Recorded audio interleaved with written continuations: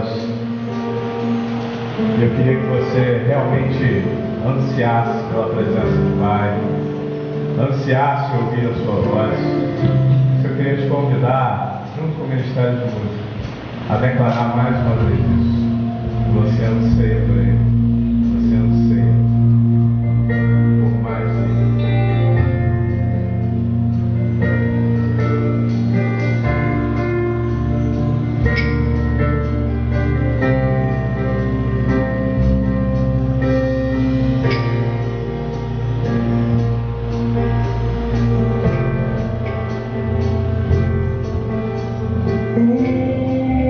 Deus, feito amor.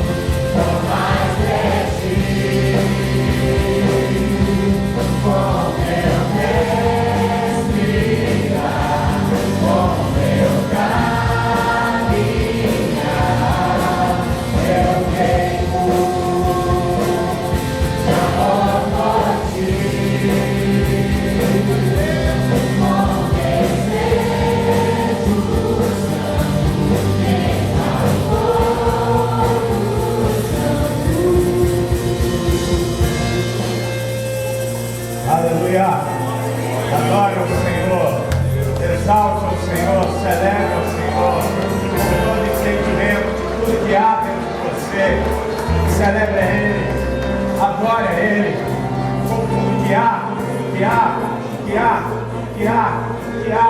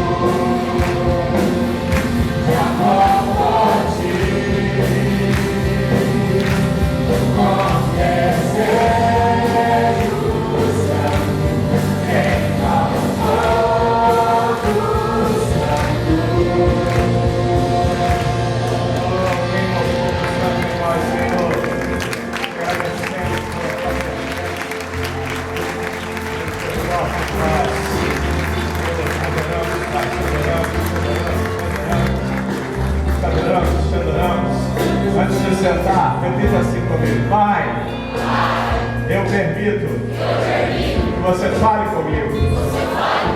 Eu quero ouvir exclusivamente a tua voz. Não ouvirei nenhuma outra voz que não seja a tua. Eu quero, eu anseio por muito mais de ti, em nome de Jesus. Amém. Pode sentar. Valeu, galera.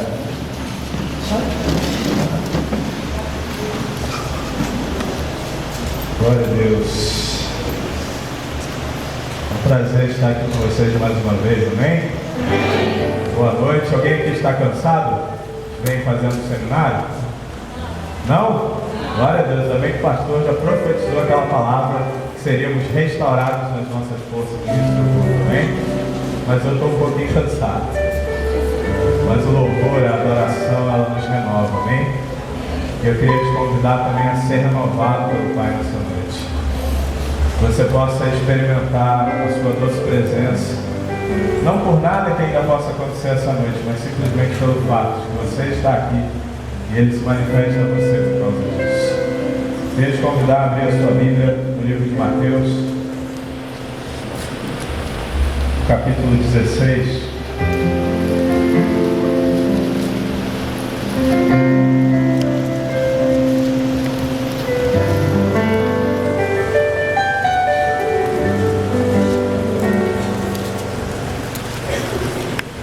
Mateus, primeiro livro do Novo Testamento, capítulo 16, a partir do versículo 13. Deixa aberto aí.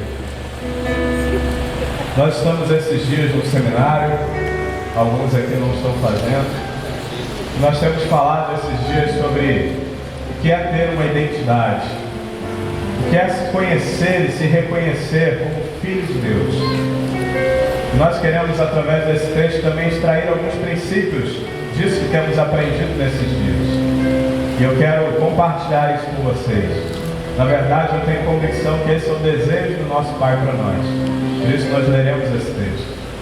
Mas antes da gente entrar, propriamente dito, nessa mensagem, nesse texto, eu queria que nós lembrássemos que o único e verdadeiro motivo de estarmos aqui essa noite é por causa de um único nome, chamado Jesus. É por isso que estamos aqui. E Jesus, enquanto caminhou pela terra, Ele era o Verbo vivo, Ele era a palavra encarnada. Nós podíamos ler cada capítulo desse expressado nas suas atitudes, andando e caminhando entre nós. E Jesus entendia que uma das maiores bênçãos era fazer discípulos, era compartilhar aquilo que o Pai tinha dado a Ele com outros filhos, dando os direitos de serem seus irmãos. E muitas vezes a gente se esquece disso na nossa caminhada, e a gente acaba perdendo o prazer de compartilhar, e a gente fica querendo cada vez mais para nós, e a gente vai ficando cada vez mais inchado, mas não é fisicamente falando. E Jesus, entendendo isso, Ele começou a recrutar outros homens para andar com Ele, para desempenhar a missão que o Pai tinha dado a Ele. E Ele separou a princípio 12 apóstolos que andavam com Ele. E ele, quando nós chegamos nesse texto, eles já tinham um tempo de caminhada ao lado deles. Eles já estavam vendo nas suas atitudes que ele realmente era diferente, que havia algo de diferente nele. Então, quando nós chegamos nesse texto que vamos ler agora, Jesus já tinha separado esses homens.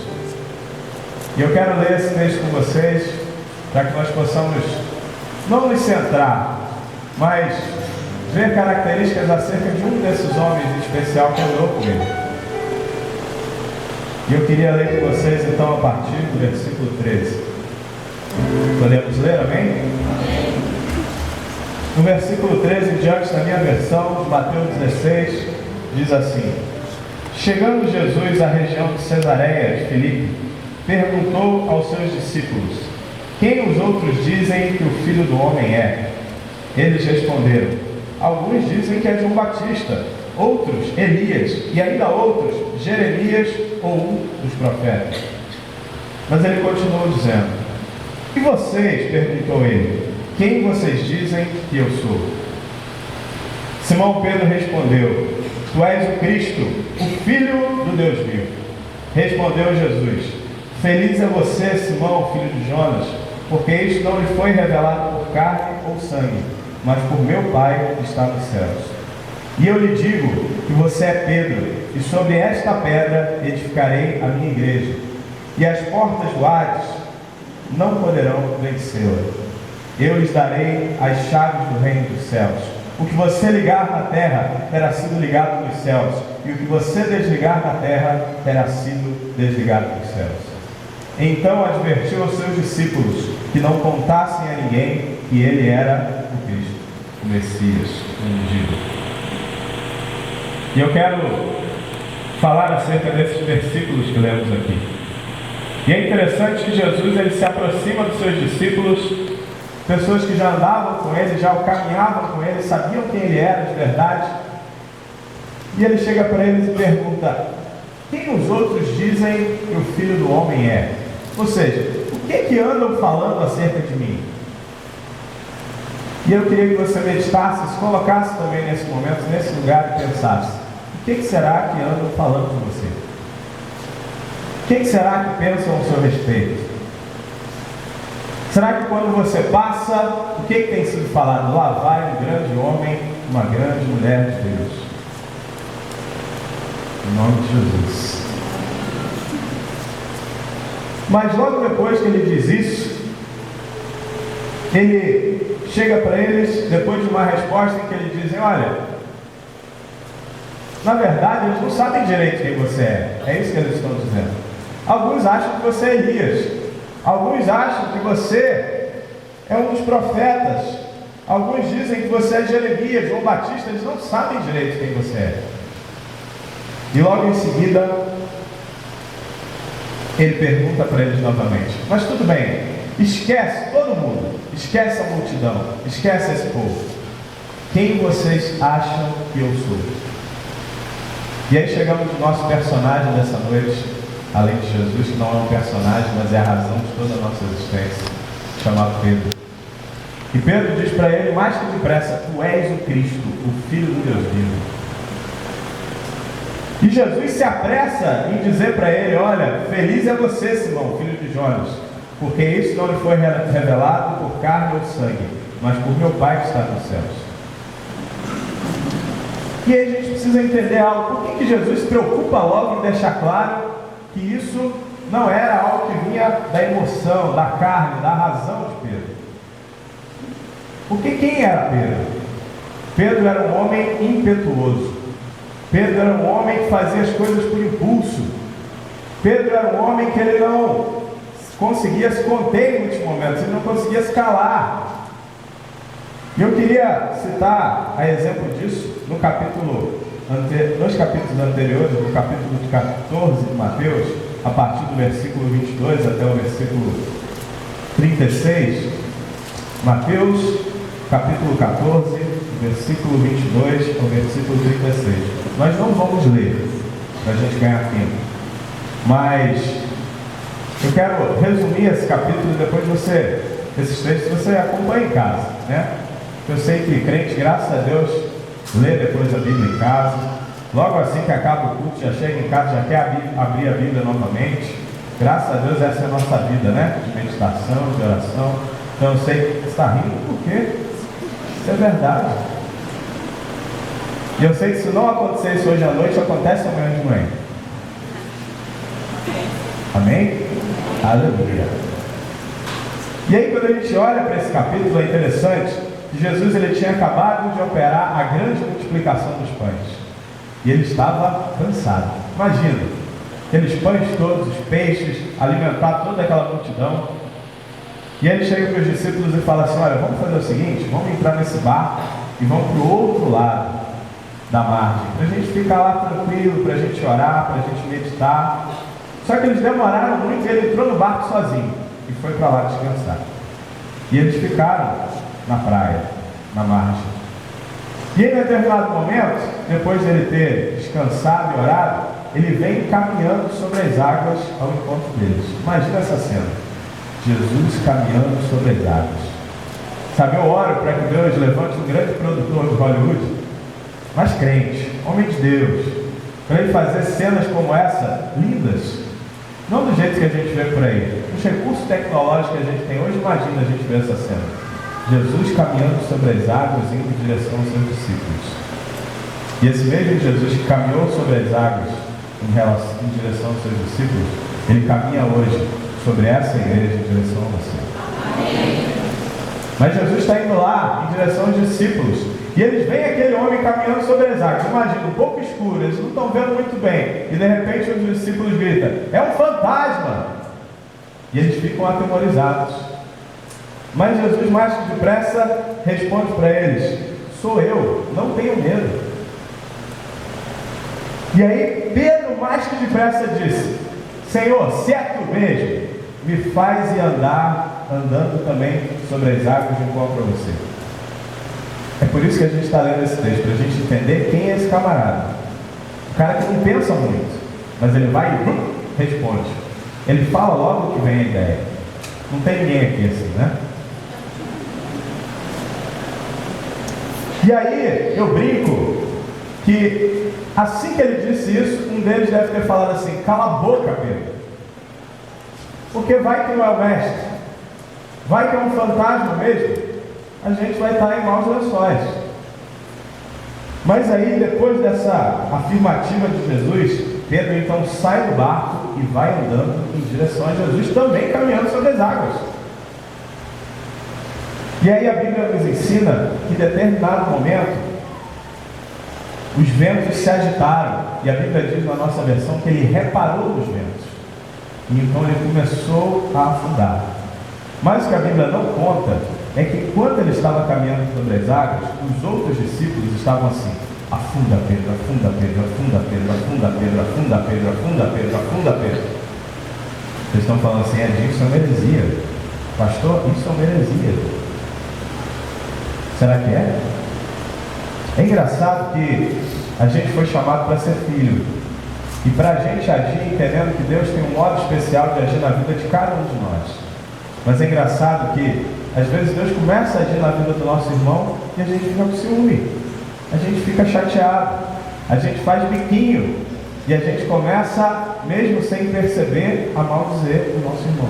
Eu sei que aqui, como eu sempre digo, em Mirandópolis, isso não acontece, principalmente nessa igreja, graças a Deus por isso.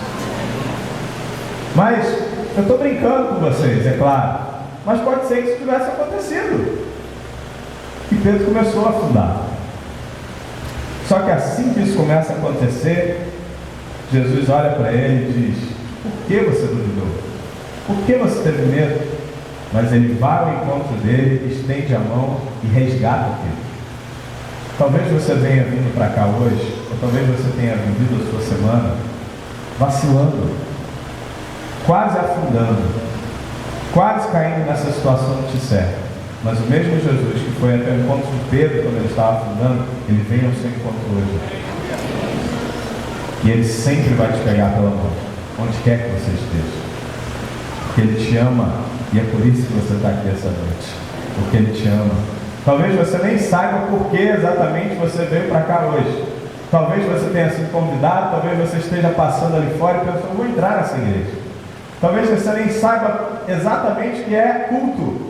Mas você viu esse povo todo reunido e falou: rapaz, deve ter algo muito bom ali para eles se reunirem todo domingo e ficarem ali essa hora, esse tempo todo. E eu digo para você, realmente tem algo maravilhoso hoje aqui à noite. E não é algo, é alguém, é Jesus, que vem ao nosso encontro toda vez que nos reunimos por Ele e para Ele. E nós só lemos esse capítulo para entender que esse é Pedro. E eu não vou citar algumas outras situações. E é por isso que, voltando ao capítulo 16, Cristo faz questão de dizer: olha, Pedro, isso aí não foi mais uma impulsividade sua, isso não foi mais uma resposta de bate-pronto, imediata, mas isso realmente veio de Deus para você. E é interessante que assim que a gente vê essa afirmativa antes de Jesus para os discípulos, se preocupando em saber quem eles pensavam que ele era, nós entendemos mais alguns princípios daqueles que estamos trabalhando esses dias no seminário acerca de identidade. Porque quem tem uma identidade, quem sabe quem é, ele não se preocupa com o que todo mundo pensa ao seu respeito, mas ele se preocupa com aqueles que estão ao seu redor, com aqueles que ele ama, com aqueles que os amam, com a sua família, com os domésticos da fé, como diz a palavra, com aqueles que estão caminhando com ele. Com esse sim, a gente deve se preocupar com o que eles pensam a nosso respeito, para a gente entender se as nossas atitudes realmente têm apresentado para eles quem nós somos de verdade. E a maior preocupação de Jesus era saber se ele estava representando o seu Pai do jeito certo, se ele estava representando o Deus Pai para eles, se através dele, eles conheciam enxergar e realmente reconhecer quem era Deus através das suas atitudes. E é interessante que assim que ele responde isso, e Jesus afirma isso, ele acrescenta algo. Ele diz para ele a partir do versículo 18: e eu lhe digo que você é Pedro, e sobre esta pedra edificarei a minha igreja, e as portas do Hades não poderão vencê-lo. Sabe o que isso nos ensina? Quando nós conseguimos enxergar quem é Jesus, nós também nos enxergamos nele. Quando nós enxergamos Jesus, nós vemos o Pai. E quando nós enxergamos o Pai, nós nos enxergamos também. Descobrimos quem somos. Porque é como se estivéssemos olhando no espelho. E ele faz um trocadilho com o nome de Pedro. Ele diz: olha, Pedro, eu digo que você é Pedro, rochedo, e sobre esta pedra eu edificarei a minha igreja.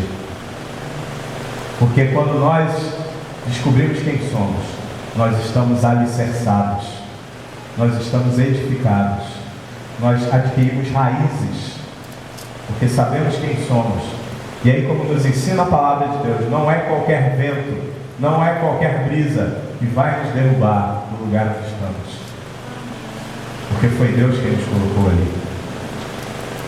E continuando, ele acrescenta e diz assim: e eu lhes darei as chaves do reino dos céus, e o que você ligar na terra terá sido ligado nos céus, e o que você desligar na terra terá sido desligado nos céus.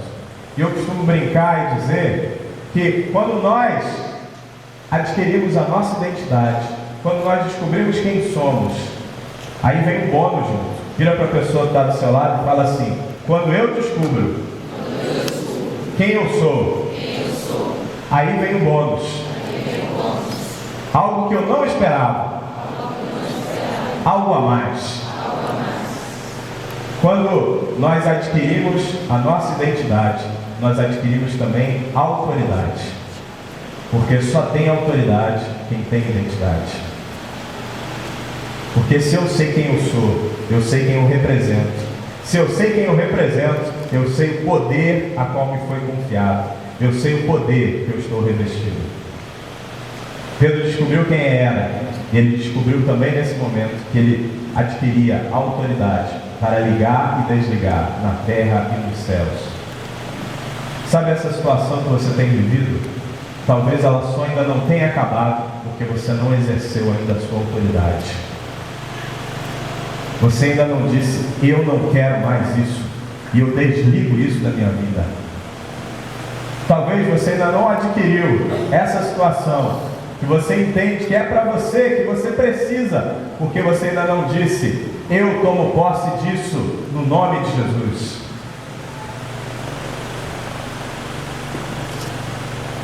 É interessante que aqui eu acho que não é tão frequente, mas às vezes estamos em metrópoles maiores, e aí você está vindo num cruzamento, e aí na mesma instante que você está vindo, de repente, por algum motivo, aquele, eu não sei como chama aqui, mas lá na minha região chama sinal. Aqui como que chama? Semáforo?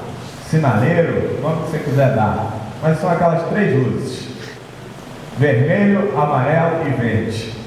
Vermelho é para quê? O amarelo é para quê? E o verde? Rapaz, vocês fizeram direitinho a escola de trânsito, né? Espiritualmente, esse sinal às vezes está sendo acendido para nós. Tem muitas coisas que já está aceso o sinal vermelho, mas você ainda não entendeu e você quer continuar. Talvez seja só o amarelo da atenção, mas você não prestou atenção ainda. Em compensação, tem coisas que o sinal está verde, é só seguir em frente, é só conquistar, é só tomar posse, mas você ainda está lá parado no sinal vermelho. E aí, quando esse sinal falha, normalmente quem vai para aquele cruzamento? Um guarda de trânsito.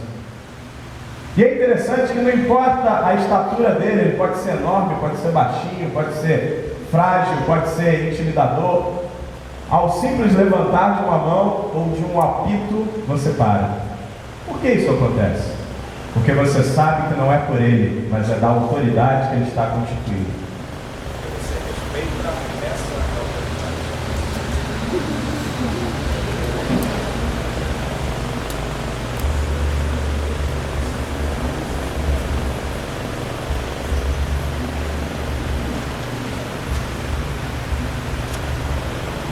Ei, alô, amém? Tem que respeitar a autoridade.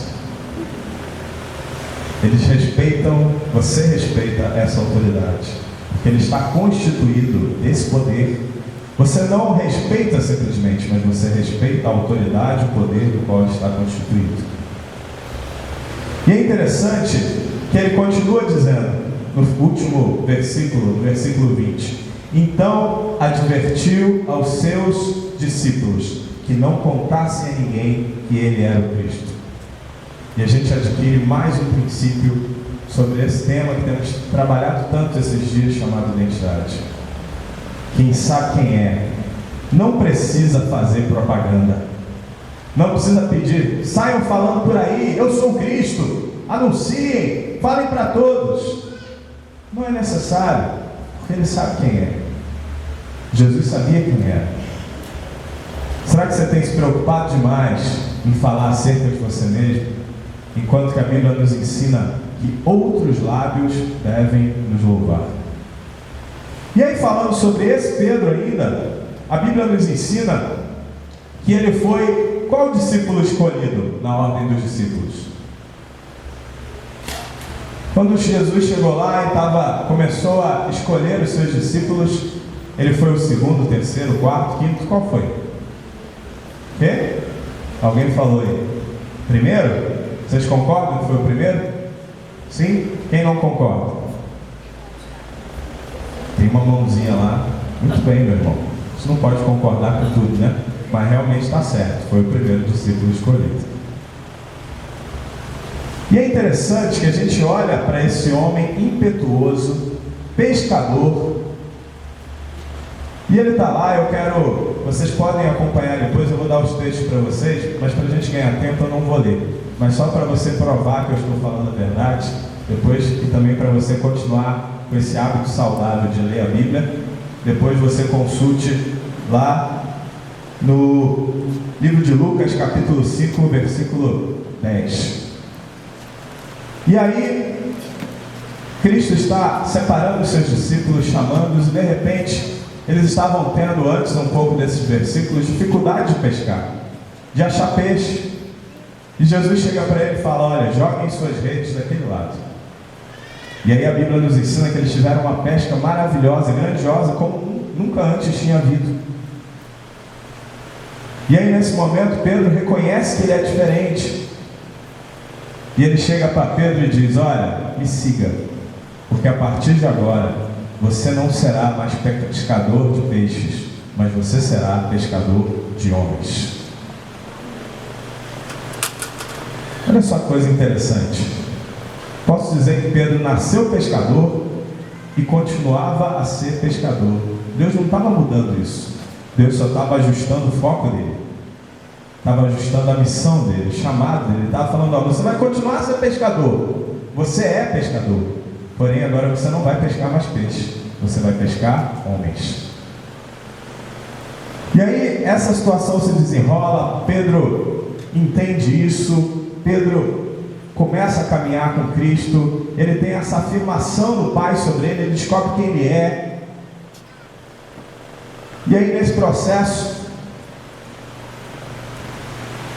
logo assim que isso acontece, a partir do versículo 21, diz assim, nesse mesmo capítulo de Mateus 16: desde aquele momento, Jesus começou a explicar aos seus discípulos que era necessário que ele fosse para Jerusalém e sofresse muitas coisas nas mãos dos líderes religiosos, dos chefes dos sacerdotes, dos mestres da lei, e fosse morto e ressuscitasse no terceiro dia. Então Pedro, chamando à parte, começou a repreendê-lo, dizendo: nunca, Senhor, isso nunca te acontecerá. Jesus virou-se e disse a Pedro: para trás de mim, Satanás, você é uma pedra de tropeço para mim, e não pensa nas coisas de Deus, mas nas dos homens. Olha só que coisa interessante, né? Pedro tinha acabado de receber a afirmação de Deus sobre ele, tinha acabado de descobrir quem ele era. Pedro estava assim: já consegui. Obrigado. Como eu costumo brincar, Pedro estava em excelente fase. Mas aí logo depois, um pouquinho depois, aí desculpa a expressão carioca, Pedro vacila, Pedro dá mole. Jesus está dizendo: olha, eu vou ter que passar por isso, isso vai acontecer comigo, eu vou ter que morrer, eu vou ter que ressuscitar ao terceiro dia. Mas aí Pedro fala para ele assim: não, Jesus, você não vai precisar passar por isso. E aí Jesus fala para ele: para trás de mim, Satanás. Porque ele sabia que essa voz não vinha de Pedro, mas vinha de Satanás. Isso também traz para nós um entendimento que é muito importante. Não é porque você está convicto da sua identidade, não é porque você sabe quem é em Deus, não é porque você está vivendo talvez a sua melhor fase, eu quero profetizar isso sobre a sua vida, que você está e viverá a melhor fase espiritual da sua vida, até hoje, porque depois vai só melhorar, melhorar, melhorar e melhorar. E aí você está vivendo isso, mas não significa que você se tornou perfeito, não significa que você não vai errar, e não significa que você não pode aí sim ser usado em determinado momento, pelo menos a sua boca, por Satanás. Sabe, você chega assim cheio de Deus, você sai de um culto como esse, avivado, você cantou que você quer o céu na terra, que você anseia por mais dele, você sai daqui explodindo. E aí no dia seguinte, de repente você discute com alguém do trabalho, você magoa alguém da sua família, e aí você pensa assim: meu Deus, o que está havendo comigo? Você é falho, meu irmão, você é humano, você errou. Mas é só voltar atrás e pedir perdão, e você experimenta imediatamente a redenção e o perdão de Cristo. E aí nesse processo acontece isso, e eu quero, para a gente ganhar tempo, pular alguns textos, mas assim, no livro de Mateus ainda, no versículo 20, no capítulo 26, vamos abrir lá, por favor.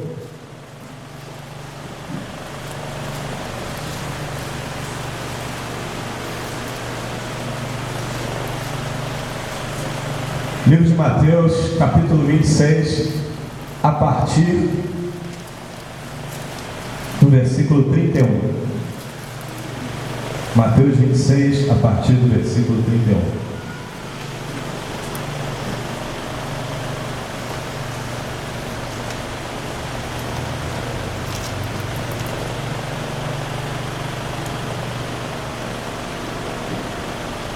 Podemos? Mateus 26, 31 diz assim: então Jesus lhes disse aos seus discípulos: ainda esta noite vocês me abandonarão, pois está escrito: ferirei o pastor e as ovelhas do rebanho serão dispersas. Mas depois de ressuscitar, irei adiante de vocês para Galiléia. Pedro respondeu: ainda que todos te abandonem, eu não te abandonarei. Respondeu Jesus: asseguro-lhe que ainda que esta noite, antes que o galo cante 3 vezes, você me negará. Mas Pedro declarou: mesmo que seja preciso que eu morra contigo, nunca te negarei. E todos os outros discípulos disseram o mesmo. Olha só que interessante. Sabe o que isso também nos ensina? Nós podemos achar que nos conhecemos muito bem, mas o Pai nos conhece muito melhor, porque Ele nos forjou, Ele nos criou, Ele nos fez, Ele nos conhece. Nós não nos conhecemos tão bem quanto Ele nos conhece. Talvez você pense: não, eu vou estar lado a lado com o meu pastor, eu vou estar lado a lado com o meu coordenador, eu vou estar lado a lado com o dono da minha empresa, nada vai me fazer sair desse lugar, eu vou ser fiel a ele. Mas talvez na primeira dificuldade você já está pensando em pular fora do barco.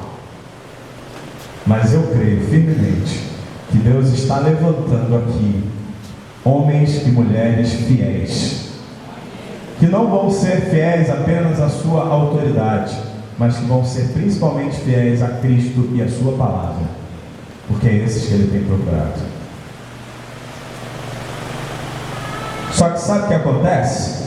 Versículo desse mesmo capítulo de Mateus 26, versículo 69 em diante, por favor. Mateus 26, a partir do versículo 69.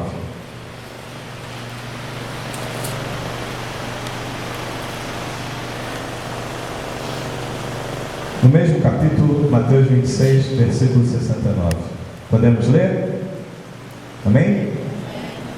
Também fui de igreja batista, falei isso aqui nos dias que começamos a dar aula, e a gente brincava lá, que assim, quando você demorava muito, você dava aquele tempo, vocês graças a Deus não precisam, mas você dava muito tempo e o pessoal demorava a abrir o texto, a gente falava assim: EBD, Escola Bíblica Dominical. Mas aqui, graças a Deus, tem a célula, não é isso? E aí você vai ser ensinado cada vez mais sobre a palavra. Inclusive, o que estamos falando aqui será discutido durante a semana novamente, não é isso? Nas células. E eu tenho certeza que Deus vai falar muito mais no seu coração, muito mais do que aquilo que estamos falando hoje aqui à noite, porque o Espírito Santo, ele acrescenta mais e mais e mais entendimento. Mas continuando nosso texto, diz assim: Pedro estava sentado no pátio, e uma criada, aproximando-se dele, disse: você também estava com Jesus, Galileu. Mas ele o negou diante de todos, dizendo: não sei do que você está falando. Depois saiu em direção à porta, onde outra criada o viu, e disse aos que estavam ali: este homem estava com Jesus, o Nazareno. E ele, jurando, negou outra vez: não conheço esse homem. Pouco tempo depois, os que estavam por ali chegaram a Pedro e disseram: certamente você é um deles, o seu modo de falar o denuncia. Aí ele começou a se amaldiçoar e a jurar: não conheço esse homem. E imediatamente um galo cantou. Então Pedro se lembrou da palavra que Jesus tinha dito: antes que o galo cante, você me negará 3 vezes. E saindo dali, chorou amargamente. Interessante, não é? O que Jesus disse acabava de se cumprir. Só que é interessante quando a gente vê nessa narrativa que Pedro tentou negar quem era de todas as formas, mas todos diziam: não, você andava com ele, você fala como ele. Sabe por quê? Quanto mais a gente se aproximar de Cristo, mais a gente vai se parecer com ele, mais a gente vai falar como ele, e não vai ter mais como negar quem somos, porque quando nós somos forjados em Cristo, não tem mais volta. Você pode até querer dar uma voltinha lá fora, experimentar outras coisas. Talvez, isso eu sei que isso não acontece aqui. Talvez você resolveu ir num baile que acontece aí, sabe, na região. Você entra lá e você diz: não, aqui ninguém me conhece. E aí acontece uma situação lá, e a primeira coisa que você fala: misericórdia. E a pessoa fala assim: você é crente? Não, eu não sou crente não. Tem certeza? Não. Aí acontece uma outra situação, de repente cai um negócio pertinho de você, você recebe um livramento, você: glória a Deus, muito obrigado, Jesus. A pessoa fala: tem certeza que você não é crente? Não, eu não sou crente. E aí acontece uma outra situação lá, e aí vem uma situação difícil em direção a você, e de repente você identifica aquilo e fala: está amarrado em nome de Jesus, está repreendido isso. E aí essas pessoas ao seu redor, assim como aconteceu com Pedro, olha para você e diz assim: não adianta esconder, você é crente. Sabe por quê? Porque fica impregnado em nós. Nós fomos forjados nele. Não dá mais para esconder quem somos. E aí nesse processo, a Bíblia nos ensina que Pedro sai e chora amargamente. Sabe por quê? E eu quero falar para a classe de pessoas que estão aqui assim essa noite. Cristo, Ele já te perdoou. Mas por que você não se perdoa? Por que você fica olhando para trás, fica olhando para essa situação, fica pensando e trazendo à memória isso, pensando: não posso me perdoar. Não, isso foi grave demais. Olha, eu quero te falar uma coisa. Eu não vou falar nem do outro discípulo, mas Pedro, ele negou a Jesus 3 vezes. Será que o que você fez é mais grave ou é pior do que Pedro fez? Será que assim como Pedro, você também é impetuoso, você é impulsivo? Talvez você fez sem pensar.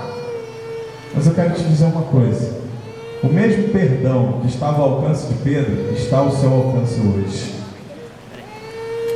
Você pode se perdoar.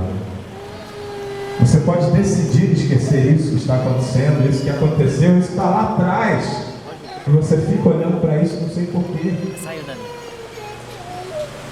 É interessante que tudo isso acontece e a gente tem toda uma narrativa. A palavra de Deus nos mostra que aí Jesus realmente é preso, Jesus é crucificado, Jesus morre, Jesus ressuscita.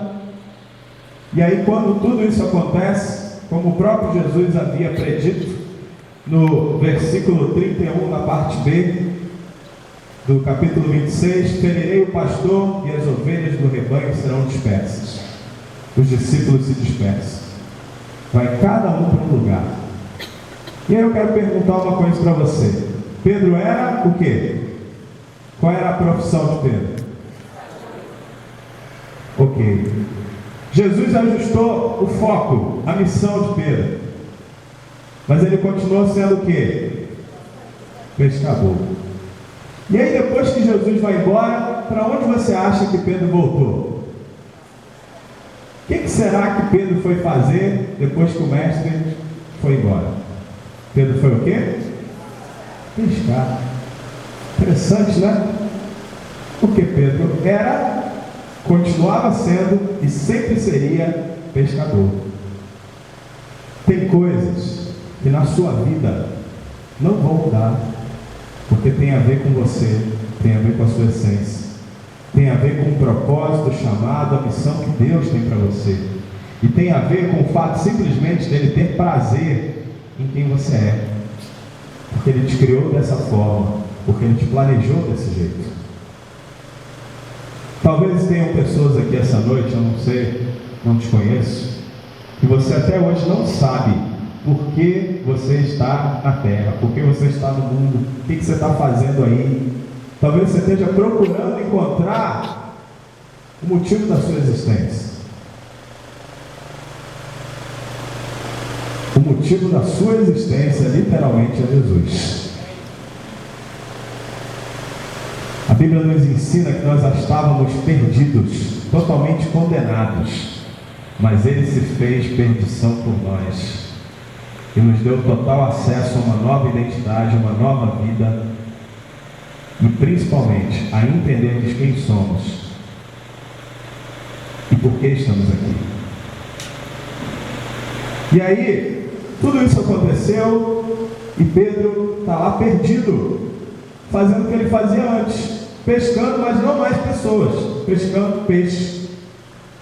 E eu queria que você abrisse comigo, por favor, no livro de João.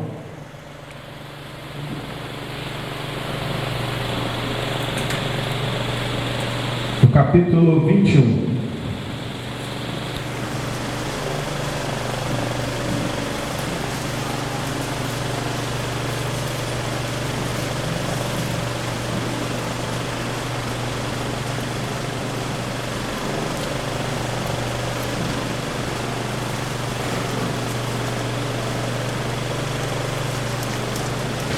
Capítulo 21 do livro de João, a partir do versículo 2. Podemos ler? Sim? Diz assim: estavam juntos Simão Pedro, Tomé, chamado Dídimo, Natanael, de Canaã da Galileia, os filhos de Zebedeu e 2 outros discípulos. Vou pescar, disse-lhes Pedro. E eles disseram: nós vamos com você. Eles foram e entraram no barco, mas naquela noite não pegaram nada. Ao amanhecer, Jesus estava na praia, mas os discípulos não o reconheceram. Ele lhes perguntou: filhos, vocês têm algo para comer? Eles responderam que não. Ele disse: lancem a rede do lado direito do barco, e vocês encontrarão. Eles a lançaram e não conseguiam recolher a rede, tal era a quantidade de peixes. O discípulo a quem Jesus amava disse a Pedro: é o Senhor. Simão Pedro, ouvindo dizer isso, porque Pedro, talvez assim como algumas pessoas, não conseguia se perdoar. Ele sabia que ele tinha cometido realmente algo terrível. Porque, vamos imaginar aqui, você tem um amigo fiel, ou uma amiga, teu companheiro, a tua companheira, ela diz que vai com você até o fim, que não vai te abandonar, que vai estar com você. E aí, acontece uma situação e ela trai a sua confiança. Ela age errado com você. E você até está disposta a perdoá-lo, você disposto a perdoá-lo, mas toda vez que ele te vê, ele lembra do seu pecado, ele lembra do seu erro e ele ou ela quer ir em outra direção, porque não consegue se perdoar. E sabe o que tem que acontecer nesse momento? A exemplo de Jesus, como a Bíblia nos ensina, se o teu irmão pecou contra ti, o que nós temos que fazer? Vai até ele. Mas, pastor, ele pecou contra mim e eu vou até ele? Sim. Porque Deus quer te dar a oportunidade de restaurar a sua vida, de ajudar a sair dessa prisão, Porque a falta de perdão, ela aprisiona. Aprisiona a alma, aprisiona o espírito e pode aprisionar até o corpo. E aí nesse processo, olha só que interessante, quando Jesus conhece Pedro, quando conhece os discípulos, eles estavam fazendo o quê? Pescando. E agora eles estão novamente pescando, e Jesus vai até ele. Parece que a cena não está se repetindo. Eles estão pescando, não estavam achando nada, e Jesus fala para eles: olha, lancem daquele lado e vocês vão pegar muito peixe. Sabe por quê? Porque é justamente naquela situação em que tudo aconteceu que a gente tem que voltar. É lá que a gente tem que encarar o problema. Só que a gente quer fugir, a gente quer esquecer, a gente quer fingir que nada aconteceu. Mas é justamente quando decidimos enfrentar, quando decidimos encarar, que Jesus providencia a redenção para nós. Jesus foi no mesmo lugar onde eles estavam antes, fazendo a mesma coisa, e ele se apresenta para eles novamente. E aí, a partir do versículo 15, vamos ler, por favor, nesse mesmo capítulo de João, capítulo 21, a partir do versículo 15. Diz assim: depois que comeram, Jesus perguntou a Simão Pedro: Simão, filho de João, você me ama mais do que estes? Disse ele: sim, Senhor, tu sabes que te amo. Disse Jesus: cuide dos meus cordeiros, ou apacente as minhas ovelhas. Novamente Jesus disse: Simão, filho de João, você me ama? Ele respondeu: sim, Senhor, tu sabes que te amo. Disse Jesus: pastorei as minhas ovelhas. Pela terceira vez ele disse: Simão, filho de João, você me ama? Pedro ficou magoado. Olha só, vamos dar uma pausa aqui. Desculpe a expressão, mas Pedro está todo errado e ele fica magoado. Sabe por quê? Quando a gente é confrontado no nosso erro, a gente tem duas decisões a tomar. Ou a gente se magoa e se tranca ainda mais na nossa dificuldade, no nosso problema, ou a gente reconhece o nosso erro e segue em frente. Como é que você está hoje? Você está se trancando na situação onde você se encontra, ou você está disposto a reconhecer e dizer: não, eu errei, mas eu não vou ficar preso nesse erro, eu não vou deixar isso me parar, eu não vou deixar isso me paralisar, eu vou seguir em frente. E aí continua a narrativa. Pedro ficou magoado por Jesus ter lhe perguntado pela terceira vez: você me ama? Ele disse: Senhor, tu sabes todas as coisas e sabe que eu te amo. Disse-lhe Jesus: apacente as minhas ovelhas.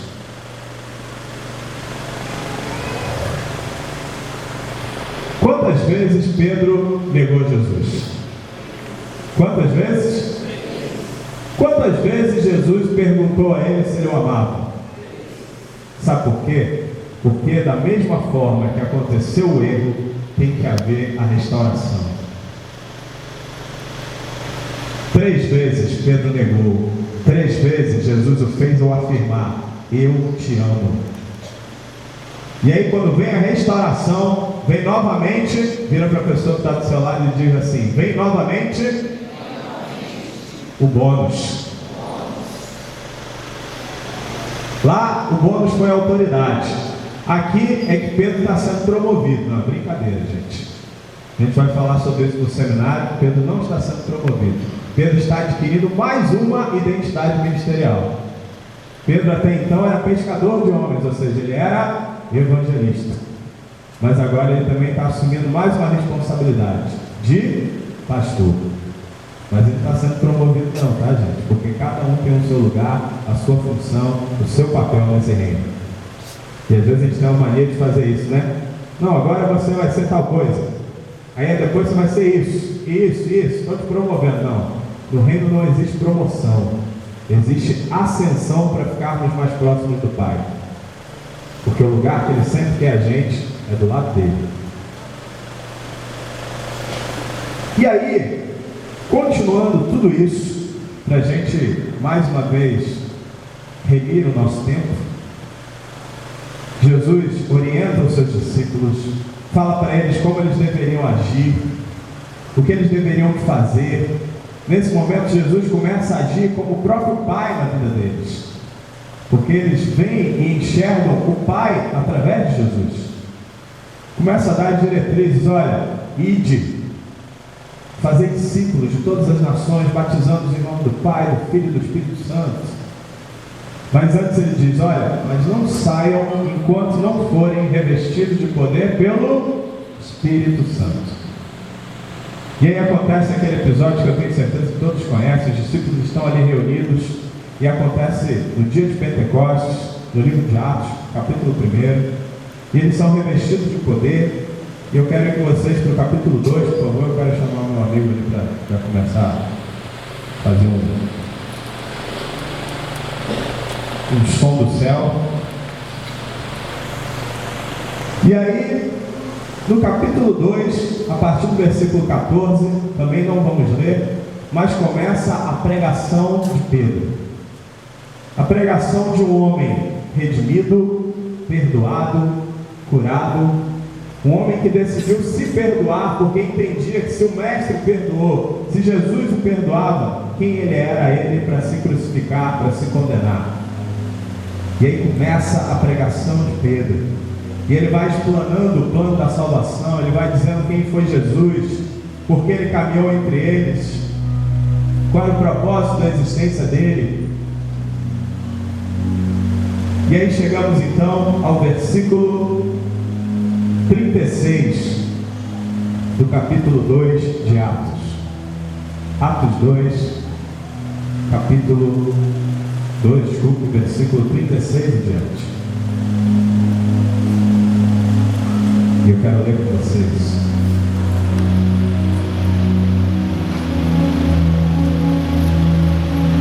Diz assim: portanto, que todo Israel fique certo disto: este Jesus, a quem vocês crucificaram, Deus o fez Senhor e Cristo. Quando ouviram isso, ficaram aflitos em seu coração e perguntaram a Pedro e aos outros apóstolos: irmãos, o que faremos? E Pedro respondeu: porque só quem experimentou o arrependimento pode falar sobre isso. Arrependam-se e cada um de vocês seja batizado em nome de Jesus Cristo para perdão dos seus pecados e receberão o dom do Espírito Santo, pois a promessa é para vocês, para os seus filhos e para todos os que estão longe, para todos quanto ao Senhor, o nosso Deus, chamar. Com muitas outras palavras os advertia e insistia com eles: salvem-se desta geração corrompida. Os que aceitaram a mensagem foram batizados, e naquele dia houve um acréscimo de cerca de 3.000 almas. Como falamos aqui esses dias, o escândalo do seu arrependimento tem que ser muito maior do que o escândalo do seu pecado. Pelos frutos conhecereis a árvore. Pedro negou Jesus quantas vezes? Jesus perguntou ele quantas vezes se o amava para restaurá-lo. Não, entenda uma coisa: no reino, na nossa vida, não existem coincidências. Vira para a pessoa que está do seu lado e diz: não existe coincidência, existe propósito. E esse texto diz que cerca de 3.000 almas, 3.000 pessoas foram batizadas. 3.000. Porque o seu arrependimento, o seu novo posicionamento vai multiplicar em 1000 vezes todos os propósitos, os planos de Deus para a sua vida. Porque o nosso Pai, Ele não faz nada à toa. Mas sabe por que Pedro pôde experimentar isso? Vamos voltar lá no primeiro texto que começamos a ler, o livro de Mateus, capítulo 16.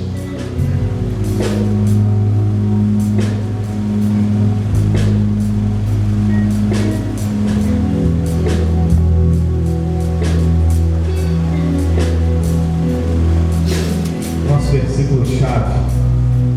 Mateus 16. Vamos reler versículo 15 em diante, em que Jesus diz assim: e vocês?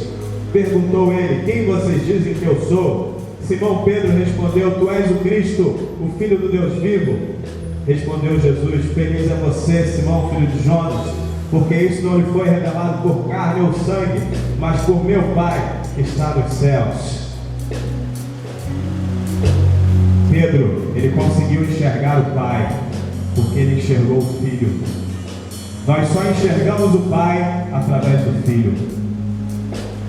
Quando enxergamos o Filho, enxergamos a nós mesmos, porque quando olhamos nos olhos de Jesus, nós vemos nossas falhas, nós vemos nossas fraquezas, nós nos permitimos ser convencidos pelo Espírito Santo.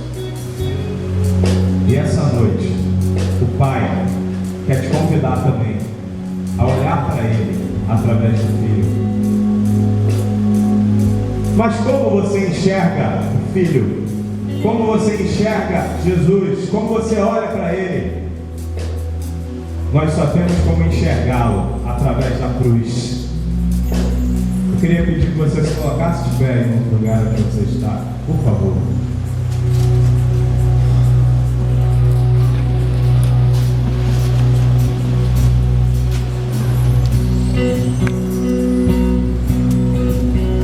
Você só pode enxergar o Pai através do Filho.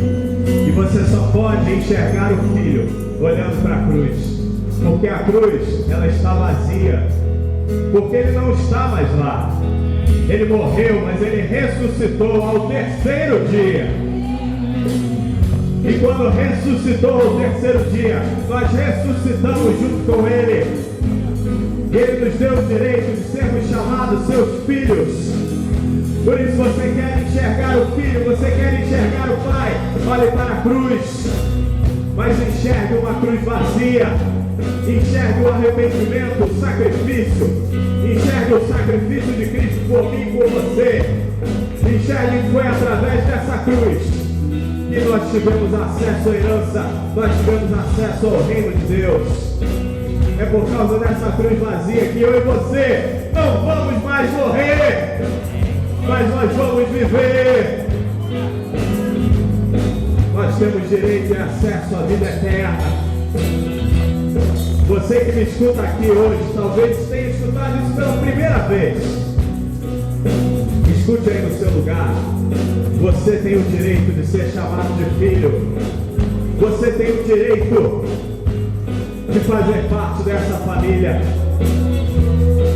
Jesus, Ele quer entrar no seu coração, assim como tem entrado no nosso aqui essa noite, e fazer morada, e estar para sempre conosco, para nunca mais ir embora, porque Ele permanece em nós, e vai permanecer até a consumação dos séculos. Por isso, olhe para a cruz. Feche seus olhos onde você está. Vou sofrer batizar, sua alma eu vou cantar. Você sabe essa canção, cante. Meu Salvador, na cruz mostrou o amor do Pai, justo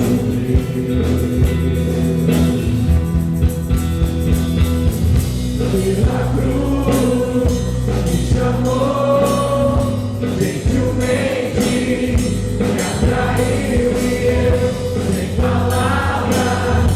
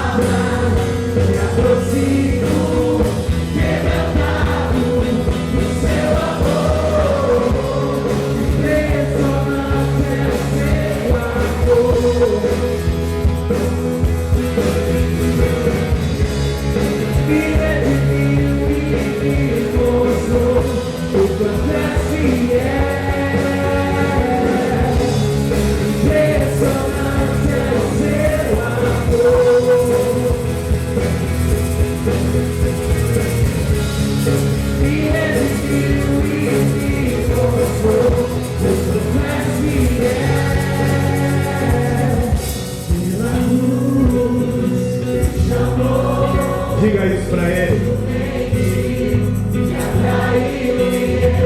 Sem palavras, me aproximo. Eu cantava o seu amor. Pela cruz me chamou. Gentilmente me atraiu e eu, sem palavras, me aproximo. Eu cantava o seu amor.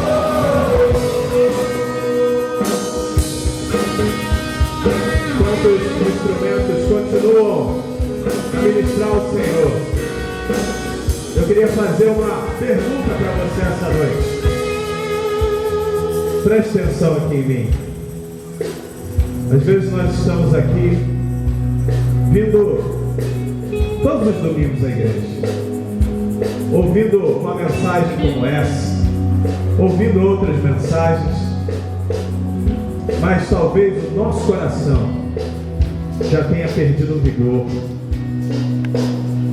já tenha perdido a força. E talvez até por algo que aconteceu lá atrás. Mas eu sei que Deus me perdoou, mas parece que eu não consigo me perdoar. Ou simplesmente você está vindo aqui há bastante tempo. Talvez você já seja membro desse corpo há muito tempo, mas você se sinta totalmente perdido. Você está perdido dentro da casa do Pai. Se você está me ouvindo, você está entendendo o que eu estou falando. Eu não quero te expor, não tenho nenhuma intenção disso. Mas se você está entendendo isso, se você está com dificuldade de se perdoar, se você está com dificuldade de se encontrar, se você está se sentindo aqui, eu queria te convidar a vir até aqui à frente. Quem me conhece sabe que eu não vou ficar chamando. Amém. Eu sei que existem mais pessoas assim, mas eu não vou chamar de novo. É você e o Pai agora. Mas eu quero te falar uma coisa. O Pai, Ele quer olhar nos seus olhos.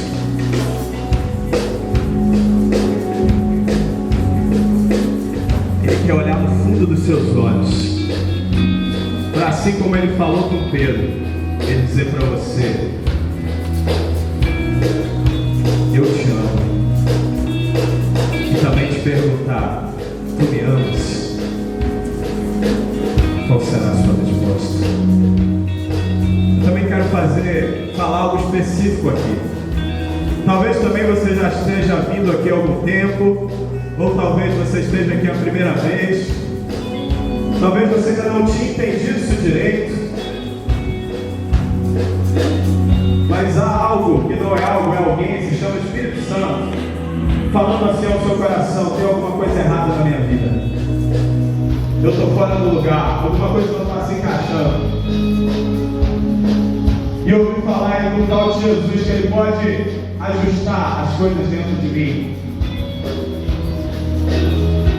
E Ele pode realmente fazer isso. Jesus pode ajustar a sua vida. Jesus pode equilibrar as suas emoções. Jesus pode trazer paz ao teu espírito. E a minha pergunta para você é: se você nunca fez isso, você precisa deixar Ele fazer isso. E para você permitir que Ele possa fazer isso, você precisa dizer que o reconhece como o Salvador da sua vida, mas também você permite que a partir de hoje Ele seja Senhor. Se tem aqui alguém que nunca fez isso e deseja fazer isso hoje, dizer para Jesus: olha, Eu permito. Eu sei que você me salvou. Eu sei que você morreu na cruz por mim. Mas hoje eu quero permitir que não apenas você seja meu Salvador, mas você também seja meu Senhor. Se você está aqui e entende o que eu estou falando e quer fazer isso, você nunca fez isso, venha até aqui à frente também. Entenda, você não está sendo obrigado, você não está sendo coagido, porque o Espírito Santo e Jesus, eles não fazem isso. Então ele está perguntando a você se você deseja isso da sua vida. Se você deseja, venha até aqui. Se você já fez isso, glória a Deus pela sua vida. Mas se você deseja fazer, nós estamos aqui. Não estamos aqui para te julgar, não estamos aqui para olhar para você, estamos aqui para orar por você e dizer que a partir desse dia, além de Jesus, você nunca mais estará sozinho, porque além de ter Ele na sua vida todo o tempo, nós também, principalmente na figura da igreja local, estaremos junto contigo.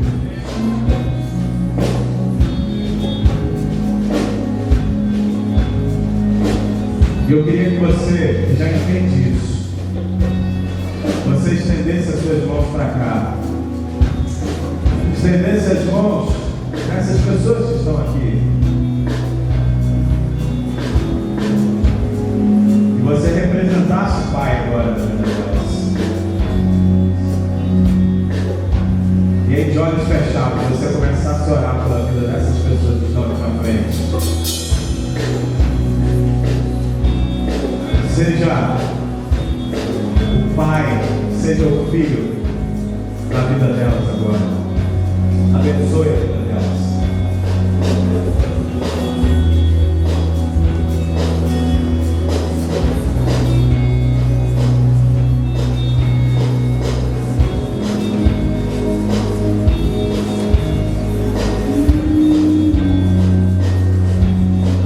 Eu chamei o pastor Wilson aqui, porque ele é o pai espiritual do seu lugar. Ele é o pastor dessa igreja. Eu queria que vocês dois que estão aqui na frente abrissem os seus olhos, por favor, se vocês estão seguindo, e olhassem para cá.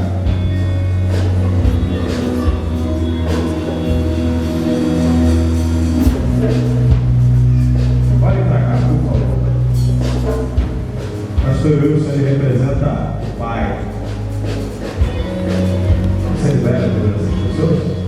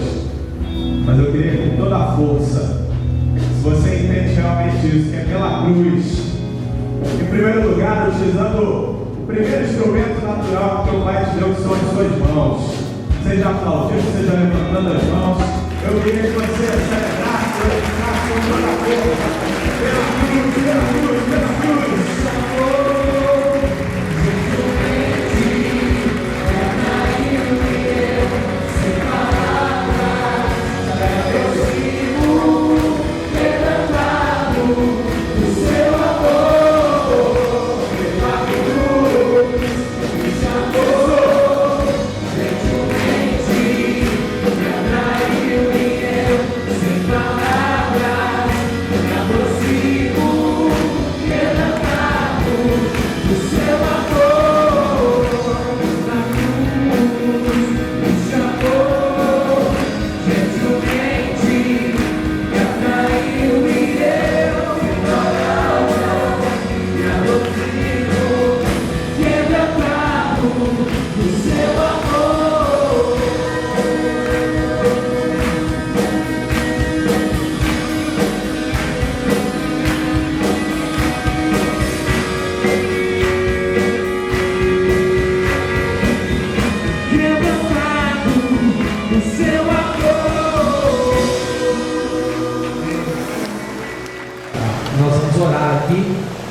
queria orar nesse momento pelas autoridades, né?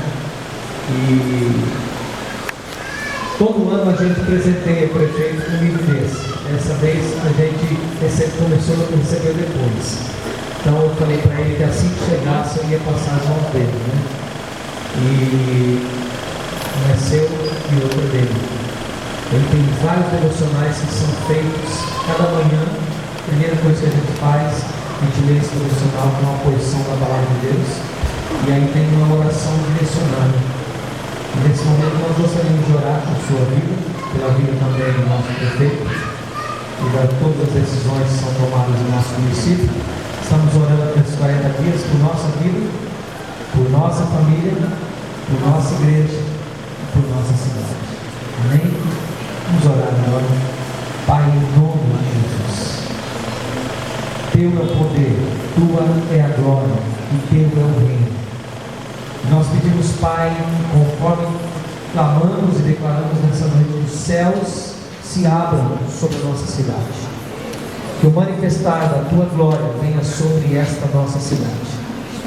Pai, então nós pedimos agora, da vida do Chicão, da Alessandra, uma bênção do Senhor, de direcionamento, de sabedoria, uma bênção, Senhor, aonde na liderança deles, à frente do nosso município, o Senhor nos abençoe. Pai, a tua palavra diz que toda instituição, toda autoridade foi constituída pelo Senhor, e é o Senhor quem nos dá a oportunidade de podermos administrar, de podermos abençoar. Então nós pedimos que a vida do nosso prefeito, da sua esposa Alessandra, sejam abençoados por tua mão. É o nosso dever orar por eles, Pai, que eles sejam grandemente abençoados e que a vida deles possam também abençoar muitas vidas nesta cidade. Nós oramos para que o Senhor venha abençoar também todos os nossos vereadores, em especial nosso irmão Jairo, membro da nossa igreja. Que o Senhor venha abençoar a nossa Câmara Municipal, toda a magistratura, juízes, todos também, Pai, o legislativo, o judiciário, o executivo do nosso município.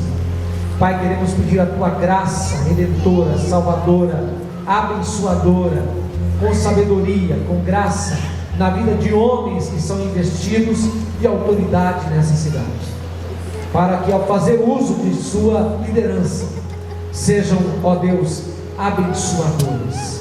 Pai, nós repreendemos toda opressão em nossa cidade, repreendemos todo espírito que oprime, e repreendemos, ó Pai, toda obra do inimigo, e declaramos tua bênção na nossa vida, na nossa família, na nossa igreja e em nossa cidade.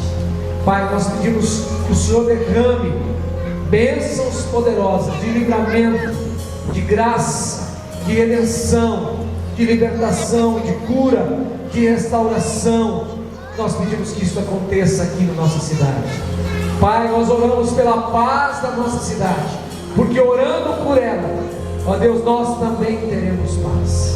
E nós pedimos a tua graça também nas eleições agora, a tua bênção, direcionando todas as coisas, Pai, para que o Senhor conduza com as tuas mãos, porque feliz é a nação cujo Deus é o Senhor, e feliz é o povo que tem o Senhor como Deus.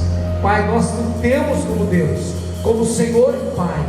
Pedimos essa noite que o Senhor nos leve em paz para as nossas casas, debaixo do teu paternal cuidado, debaixo da tua mão poderosa, debaixo, Pai, do teu conselho, debaixo das tuas vistas, Pai. Abençoa, guarda e conduza o nosso povo, Pai, debaixo da tua mão poderosa. Nos dê uma semana abençoada, um Tadel abençoado, Senhor, células abençoadas nessa semana. E nós te agradecemos por tudo que o Senhor está fazendo aqui. Louvamos o teu nome. E agora o amor de Deus o Pai, a graça do nosso Senhor Jesus Cristo, e a comunhão, a educação e a repreensão do Santo Espírito de Deus esteja com todo este povo aqui, e com todo o povo de Deus espalhado por toda a face da terra, desde agora e para todos sempre. Amém e amém. Queridos, beijo no seu coração, um abração, Deus abençoe. Terça tem Tadel, quarta tem células, quarta, quinta e sexta tem células. Em nome de Jesus, um abraço, Deus os abençoe.